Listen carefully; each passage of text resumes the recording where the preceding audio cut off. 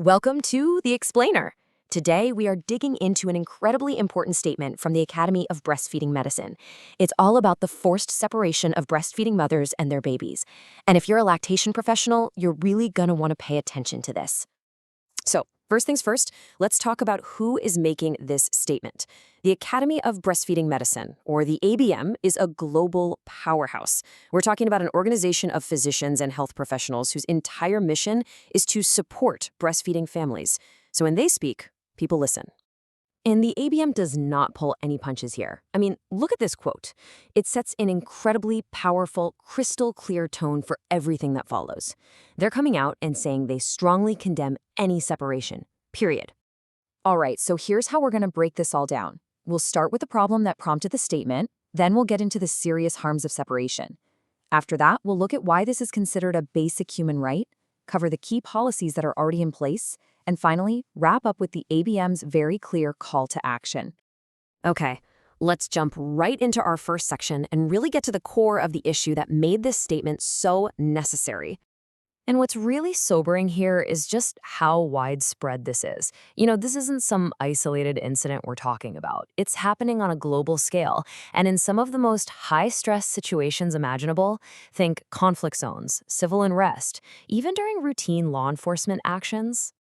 So this really brings us to the heart of the matter. Why is this such a big deal? Let's take a look at the very real, immediate, and sometimes long-term damage these separations can cause. And this slide? Wow, it just perfectly lays out how this isn't just a problem for one person. It's a problem for the dyad, for that connected pair. For the mother, you're looking at immense psychological distress, but also intense physical pain, engorgement, risk of infection like mastitis, and even the possibility of losing her milk supply for good. And for the baby, the stress is enormous. There's a real risk of dehydration, and it can disrupt their emotional development in profound ways. Okay, so the ABM isn't just stopping at the health implications. They're taking it a huge step further, framing this entire issue as a matter of fundamental human rights. Let's dig into that. And this right here, this is the absolute core of their entire argument.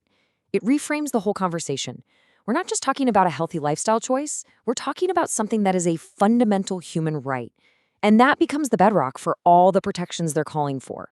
The reason they can call it a human right is because the health benefits are just massive. They're not small things. We're talking about reducing infant mortality, improving brain development, and lowering the risk of major diseases for the baby. And for the mother, it reduces her risk for things like cardiovascular disease and even certain cancers. The stakes really couldn't be higher. All right, so what kind of protections are actually on the books for this? Let's look at the key policies, both international and domestic, that are designed to stop these separations. Now, if you happen to be studying for your IBCLC exam, this is a section you'll want to lock in. So, what official policies are even out there to protect these families? It's such an important question, especially if you're working in this field. Let's look at the specific documents that ABM points to as part of the existing safety net. Okay, so this table gives us a great snapshot of two major policies. On the international stage, you've got the UN Convention on the Rights of the Child. Its core principle is that every decision has to be in the best interest of the child. Then, specifically in the US, there's a 2021 ICE directive that explicitly prohibits detaining or arresting known nursing mothers for administrative violations unless there's a major national security risk. So you've got the clear harm. You've got the existing legal frameworks. What's next? Well, the ABM doesn't just identify the problem, they lay out a really clear path forward. And their recommendations boil down to this really clear three-part plan. Step 1, stop. Immediately. Urge all leaders and agencies to just cease this practice. Step 2, enact and enforce policies to make sure it doesn't happen again.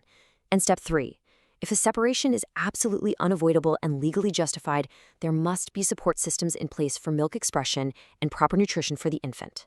And that brings us to the end of this deep dive. If you want to learn even more, especially about the specific ABM and WHO protocols for handling emergencies, you should absolutely check out the Emergency Series videos on breastfeeding. At the end of the day, this statement is a powerful reminder that protecting that bond between a nursing mother and her child isn't just a nice idea, it's a global health priority.